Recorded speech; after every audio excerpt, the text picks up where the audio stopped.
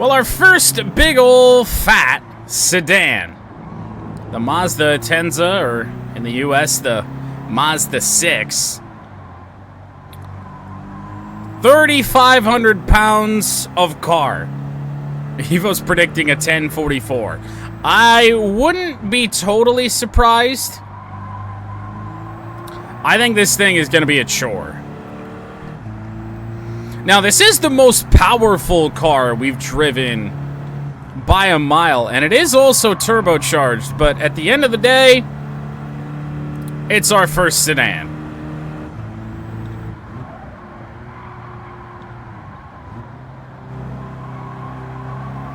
So gonna take a little getting used to. We haven't driven anything really this clunky around here in quite some time. Since the Samba bus.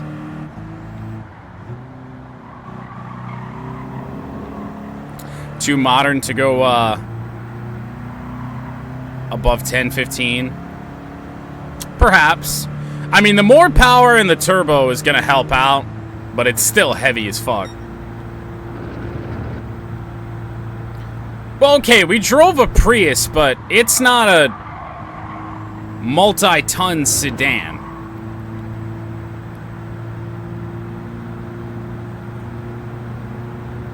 I actually think, I'm not entirely sure about this. Early indications, it beats the Prius. 123, not quite to the speed in that section that the MX-5 was able to get.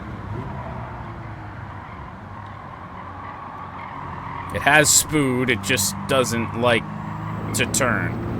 Sometimes. Now, we did overcook that a little bit.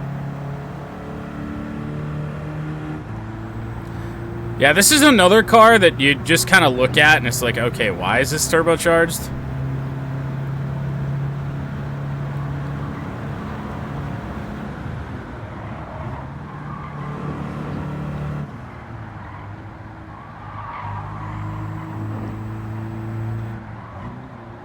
Speed is, it's got speed going for it.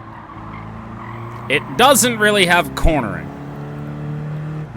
I was about to say that, and then we had to go through a good chunk of twisty turns. 218! That is a big surprise. That is way better than I would have expected out of this thing.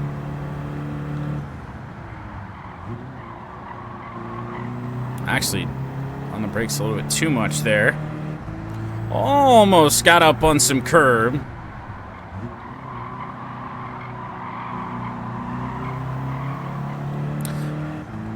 I'm going to say it doesn't beat the MX-5 simply because of cornering. Top speed seems around about the same.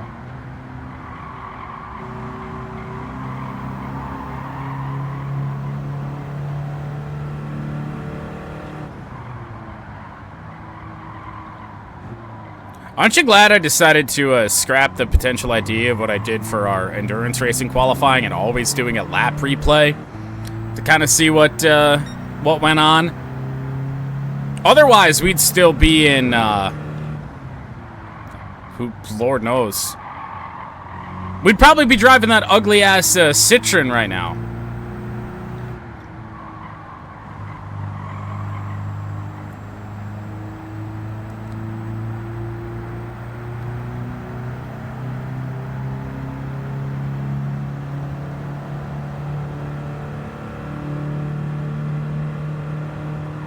It certainly has more spood than I would have expected.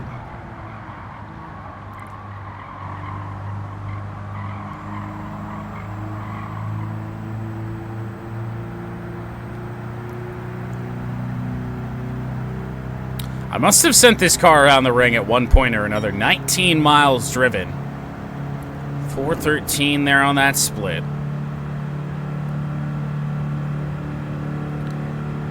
Now, this better not have the horn of, like, the Toyota Aqua when we get to take a gander at how that sounds.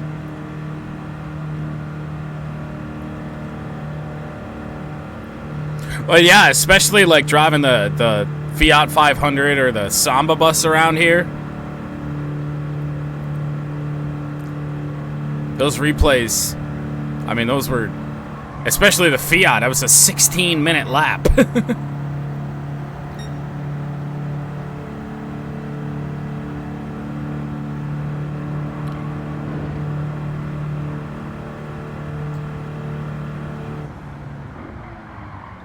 A 16-minute lap that we really probably couldn't have done much better on. Maybe if we were driving a manual transmission, but that's about it. Mazda6 through the carousel. This is where it does start to get a little scary. Wider car means a little bit less margin for error.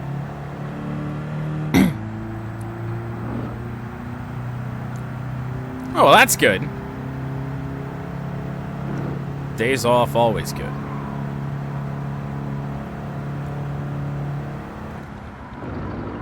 I really don't think it corners that bad. It's just you have to take the corners a little bit slower. Just because of the weight of the car. Really likes to throw that around.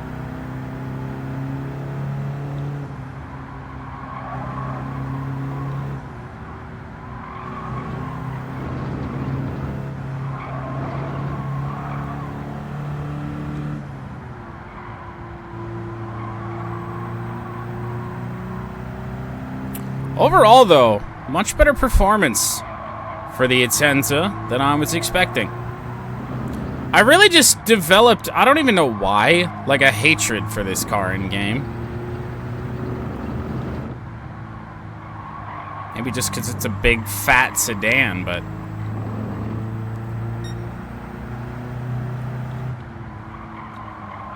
what do you do?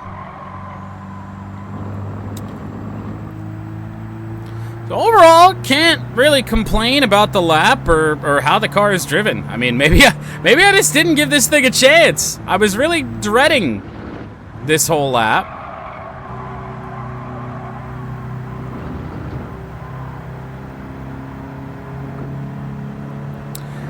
They certainly are not. At least not a track like this.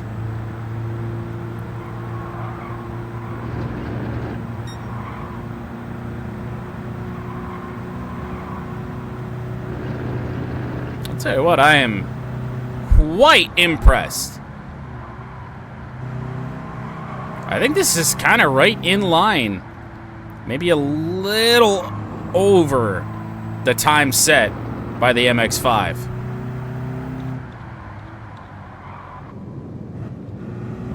Popped out a little bit there, but no real danger. Are we on pace to beat the MX-5? Is this actually going to be a lot closer than I would have thought?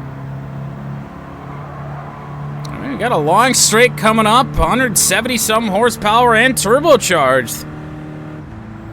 A lot heavier, but I guess we'll see.